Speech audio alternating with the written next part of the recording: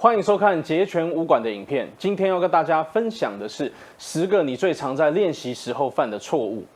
今天你知道你到底是在练武术、练功夫，还是只是在运动？其实很多人搞不太清楚武术、运动跟功夫或者是格斗技它之间的差别。其实我很直白的在这边跟大家讲，大部分的人其实都只是在运动而已。何谓运动？运动就是流汗。运动就是你去做一些动作，然后让自己好像产生了一些机能性的提升。当然一定会有，可是这个跟你想象中的去练一门武术，或者是练一门格斗技，或去练一个功夫是完全不同的。不是你打打沙包，不是你今天打打手把，又或是你今天跟一个人去进行一个对练，他就能够去被归类为你在练的是功夫、武术、格斗技这个区块，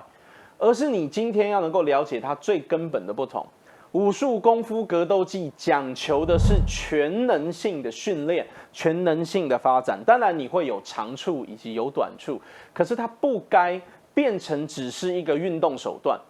因为如果你只是把武术、功夫、格斗技这样子的东西、这样子的技术技巧当作是运动的一个手段，那你就没有办法去了解它其中的内容。因为运动只是一个不勉强自己的模式，可是当你今天在练功夫，你今天在练格斗技，你今天在练武术，或者是你在钻研任何一个技巧，相信我，你当中充满了很多很多的勉强，很多很多的突破，很多很多的超越。所以今天你如果只是想要身体健康，然后让自己的身体机能很好，运动是没有问题的。可是如果你想要做一个全方位的发展，你想要去提高你的反应力、你的应变能力，你想要去改变你的个性、改变你的想法、改变你的行为模式，你要有自保的能力，又或是你想要比赛，又或者是你很单纯的想要去追求一个武学上的进步，那相信我，光是运动是没有办法让你达到这样子的目标的。有一些地方是一个文字游戏，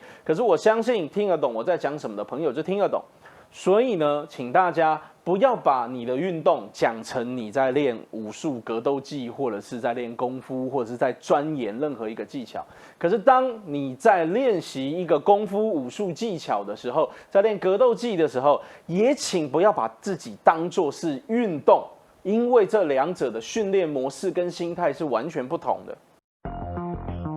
截拳武馆，改变生活的截拳道。